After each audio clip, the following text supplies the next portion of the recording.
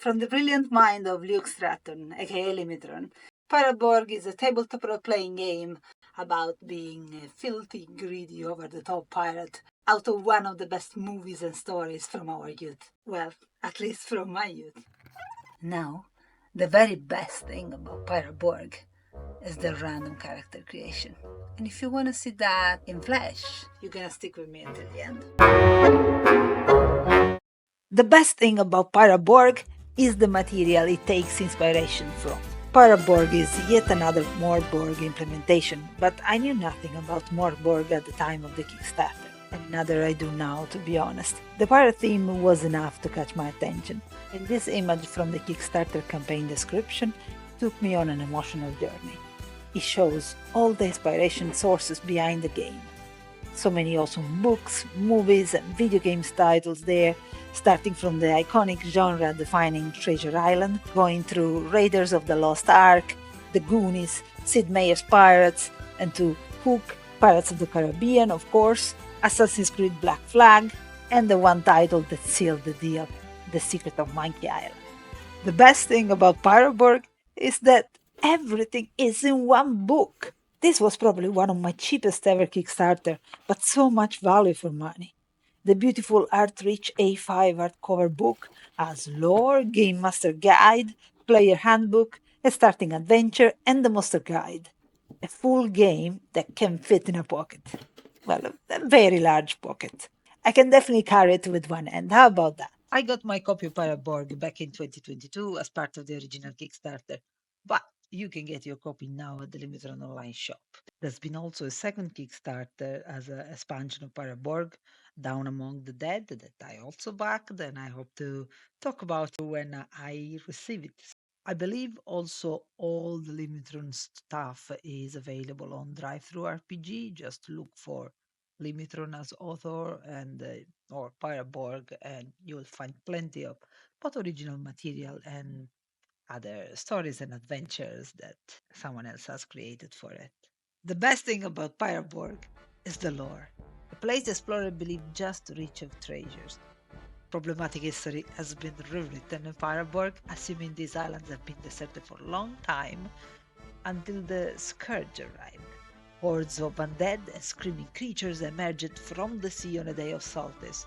Who knows, perhaps they are the haunted soul of whatever previous population used to live in this land, but they're all dead now. And their number has been increasing, destroying and consuming all, and just very few survivors are holding on fortified cities. And then comes the ash, literally the dust of the destroyed and dead. Turns out it's crazy valuable, super trippy, and completely addictive.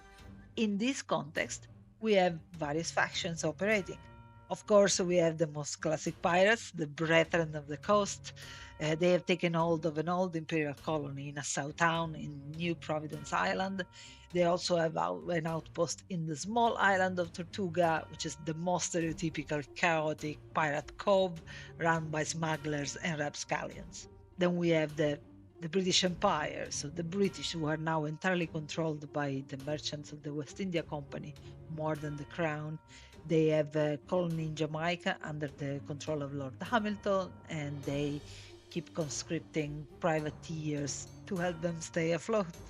Clearly a collapsing empire. Then we have the colony of Petit Guave in the hands of the French monarchy, though very unstable due to revolutionary sentiments, while Guadeloupe in the wild islands of the Lesser Antilles is a place of opulence and extravagance and all the rotten corruption that comes with that. That's the French monarchy. The viceroyalty of New Spain has hold of the western shore of Cuba, and Havana is described as this big, crowded metropolis run by corruption and propaganda, with the impenetrable fortresses used to amass treasures and ash. But the biggest evil really lives just across the sea on the mouth of Lake Maracaibo, and it's the Inquisition. Here they have built their towers and dungeons where heretics find their painful ends. Their screams have given origin to sailor stories about banshees haunting these waters. Finally, we have the wretched, eldritch cultists who worship the great old ones and pray for them to rise from the abyss. They just live among all the other faction, among sailors and normal people as a hidden society.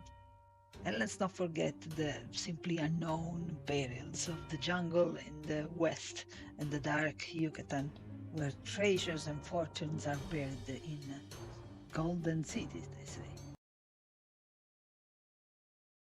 The best thing about Pirate Borg are the classes. They are wacky and totally different, and that's what I'm looking for in a game like this. Something quick and simple, but that makes me stand out and get surprised at the table. The mechanics is the same for all of the classes. They have some bonus stats, and one special feature that will be rolled on a d6 table. The flavor of the feature is obviously dependent on the nature of the class themselves, and additional features can be acquired when you level up your character. The first class is the Brute, your rage-fueled melee fighter. His starting ability will be a special weapon with either the ability to inflict extra damage or a special condition. Then we have the Rapscallion. The Rapscallion is your tavern slacker surviving by luck, stealing, and cheating. Your role starting feature will determine whether you are a thief or lockpicker or a gambler who puts their luck playing cards in a tavern. Then we have the Buccaneer, your Sea Ranger and Firearm Specialist. Your starting ability can be about an even improved shooting ability, or experience in survival, or treasure hunting, or a knack for cooking and making rations. Then we have the Swashbucklers. I guess you're Inigo Montoya. Hello! My name is Inigo Montoya. You killed my father. Prepare to die! A fighter expert full of bravado, and a starting ability that specializes them with a particular weapon or martial art. The Zealot is your divine infused class, and their initial abilities are called prayers. Finally, the Sorcerer, an eldritch occultist that channels necromantic power and can raise the dead. The ability of the sorcerers are called spells. Pirate Borg also offers additional classes to be used as alternative ending in case a character dies, for example vampires or eldritch entities. There is also another pool of characters called Telltales, and they come from the pirate folklore. Some of them are very sentient, but if your GM allows, you can be a merfolk or an aquatic mutant or a sentient parrot or monkey. The best thing about Pirate Borg is that it's pretty easy to learn, especially if you're used to games like D&D. So you start with a class, they give you special abilities and special stats modifier. The rest of the gameplay is a D20 system. You have ability modifiers, and similarly to 5e, you just add your modifier to your roll. Game masters are massively helped in Pirate Borg, as pretty much everything is rolled against the reference table. Challenge difficulties, encounter friendliness, monsters morale, outcome of fumbles, you name it. Combat deserves a special mention as it's really tuned towards putting luck in the hands of the player. Players will roll both when they hit and when they defend. Any combat move in general is achieved by just overcoming a difficulty rating of 12, so no armor class is needed. You will beat that number with strength if you are doing a melee attack, with presence if you are carrying a range attack, with spirit if it's a magic attack, or with agility if you are defending from an attack. Every weapon has their own damage dice associated, so no need to add any modifier there.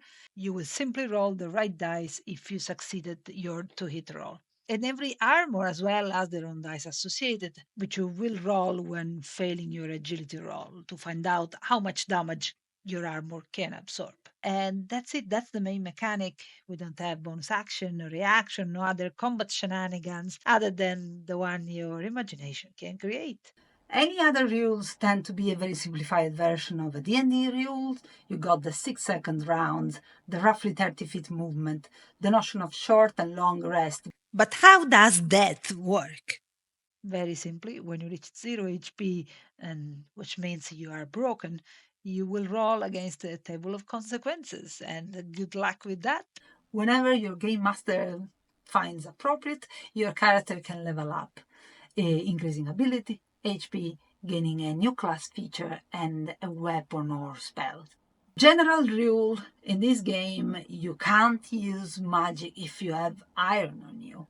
So relics and rituals that are all mechanic to have a magic moment beyond your choice of classes won't work if you wield a sword or metal armor. Casting rituals, of course, can go wrong too, and guess what?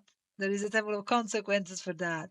The best thing about Pirate Borgs are the Sea Shanties.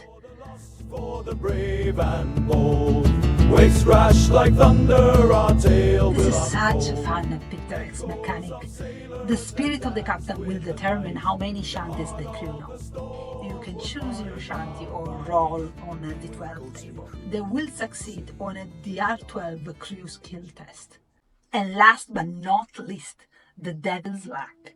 Every class starts with a certain number of Devil Luck that can be used for maxing out the damage of an attack, lower the damage received by 1d6, neutralize a critical or a fumble, lower the difficulty rating of a test by -4, or reroll any dice roll. Once the luck is depleted, it takes 6 hours resting to replenish the pool. The best thing about Pirate Borg doesn't have to be the naval combat. Don't get me wrong, naval combat fits the theme. The game goes very much in detail how that is supposed to work, giving a role to each member of the crew and considering wind direction and power. What I mean is that it's quite a lot to digest. Personally, I haven't quite managed to go through it. I also think that explaining something like it would be a video on its own. All I'm going to say here, if you find that part of the rules a bit daunting and intimidating, don't let that stop you from playing. You have plenty of material and flavor to work with already. The best thing about Pirate Borg is character creation. We start by rolling the gear. A D6 for a container, a D12 for our cheap gear, and another D12 for our fancy gear.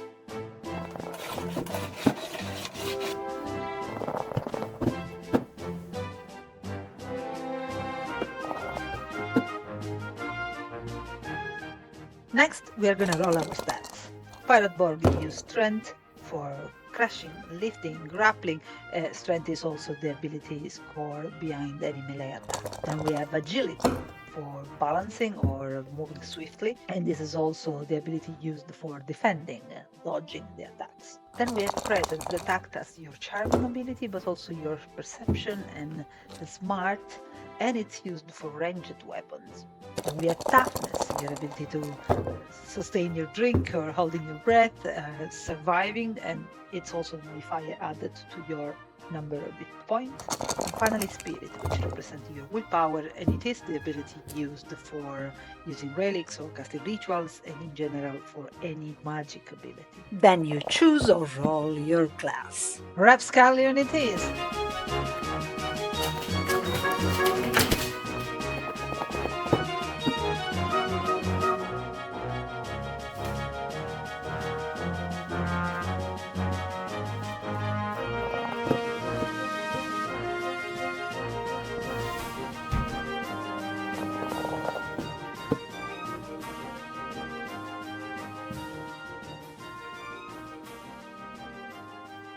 Just a few more rolls to dig deeper in our character personality and background.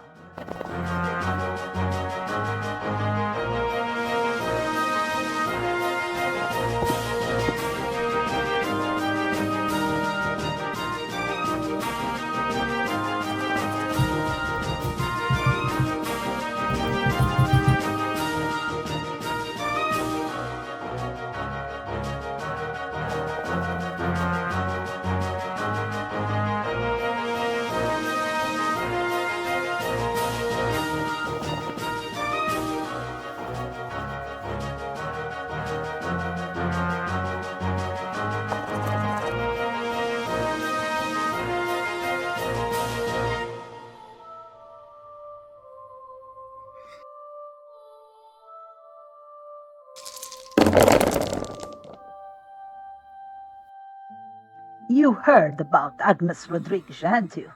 Goes by the Shark now.